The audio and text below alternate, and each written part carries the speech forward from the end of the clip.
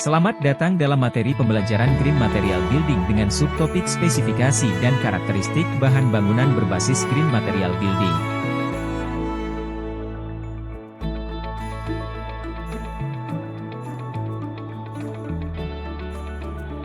Karakteristik bahan Green Material. A. Ramah lingkungan. Bahan Green Material umumnya dipilih karena dampaknya yang lebih rendah terhadap lingkungan. Mereka sering diproduksi dengan menggunakan bahan baku yang terbarukan atau daur ulang. B. Kesehatan. Bahan Green Material seringkali lebih aman bagi kesehatan manusia karena mengurangi paparan terhadap zat berbahaya atau bahan kimia toksik. C. Efisiensi energi. Bahan Green Material dapat membantu dalam meningkatkan efisiensi energi di bangunan atau produk karena sifat isolasi yang baik atau kemampuan mengurangi konsumsi energi. D. Kualitas udara dalam ruangan. Bahan Green Material dapat membantu memperbaiki kualitas udara dalam ruangan dengan mengurangi emisi zat berbahaya. E. Daur ulang. Bahan Green Material sering dapat didaur ulang dengan lebih baik, mengurangi limbah konstruksi atau produksi.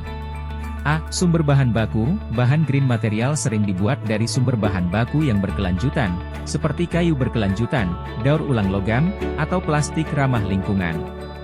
D. Sertifikasi. Bahan Green Material seringkali disertifikasi oleh lembaga independen, seperti LEED, Leadership in Energy and Environmental Design, yang mengukur tingkat keberlanjutan dan kinerja lingkungan. C. Efisiensi energi. Spesifikasi bahan Green Material mungkin mencakup nilai-nilai seperti air value untuk isolasi, yang mengukur kemampuan bahan untuk menjaga efisiensi energi dalam bangunan. D. Kandungan zat berbahaya. Bahan Green Material sering memiliki batasan terhadap kandungan zat berbahaya seperti formaldehida, VOC, volatile organic compounds, atau asbes. E. Siklus hidup. Spesifikasi bahan Green Material dapat mencakup informasi tentang siklus hidup produk, termasuk berapa lama bahan tersebut akan bertahan, kemampuan daur ulang, dan akhir dari umur pakai produk. D. Konsep Green Material atau bahan bangunan hijau mengacu pada penggunaan bahan yang ramah lingkungan dan berkelanjutan dalam proyek konstruksi. Tujuan utama dari konsep ini adalah mengurangi dampak negatif terhadap lingkungan, menghemat sumber daya alam, dan menciptakan bangunan yang lebih efisien energi. Berikut adalah beberapa langkah untuk menyesuaikan bahan bangunan dengan konsep Green Material. Bahan bangunan berkelanjutan, atau yang sering disebut sebagai Green Material, adalah bahan-bahan yang dipilih dan digunakan dalam proyek konstruksi dengan tujuan untuk mengurangi dampak lingkungan dan meningkatkan efisiensi sumber daya. Berikut adalah beberapa poin analisa bahan bangunan Green Material.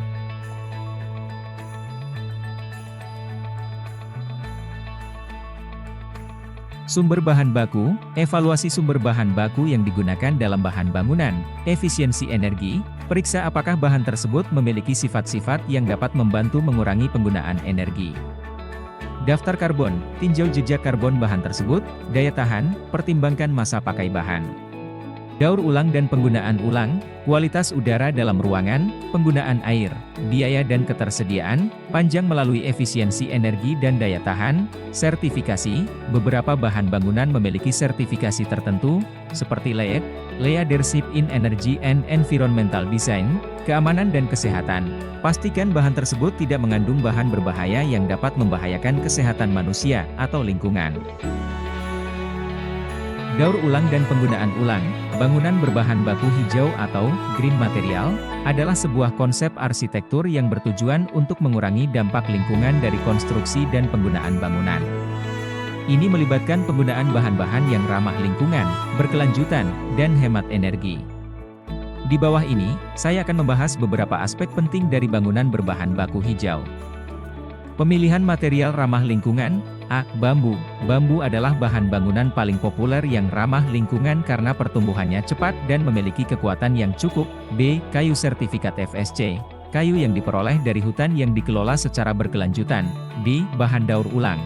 Menggunakan bahan-bahan yang didaur ulang seperti kaca daur ulang, logam, dan plastik daur ulang. E. Material yang tahan lama. Menggunakan bahan-bahan seperti baja tahan karat.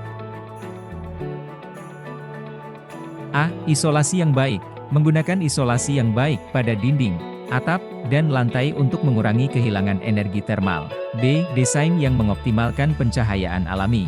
Mengoptimalkan desain bangunan untuk memaksimalkan pencahayaan alami, C. Pengelolaan air dan energi. Menggunakan peralatan dan sistem yang hemat air seperti toilet dual flush dan kran dengan aliran air rendah. D. Monitoring dan evaluasi. Pemantauan dan evaluasi kinerja bangunan dalam hal efisiensi energi dan sertifikasi. Bahan bangunan merujuk pada material atau komponen yang digunakan dalam konstruksi bangunan, baik itu rumah tinggal, gedung komersial, atau proyek konstruksi lainnya. Bahan bangunan memiliki peran yang sangat penting dalam konstruksi, karena mereka membentuk struktur bangunan, memberikan kekuatan, stabilitas, dan juga berkontribusi pada aspek estetika serta dampak lingkungan. Contoh bahan bangunan berbasis green material pada konstruksi bawah, tengah, dan atas. 1. Konstruksi bawah, beton ramah lingkungan, green concrete beton yang dibuat dengan mencampur bahan tambahan seperti terak tanah liat dan abu terbang untuk mengurangi penggunaan semen, yang memiliki dampak besar terhadap emisi karbon. Dinding bawah tanah hijau, green underground walls, penggunaan dinding ramah lingkungan yang dapat mencegah infiltrasi air tanah dan mencegah pencemaran lingkungan.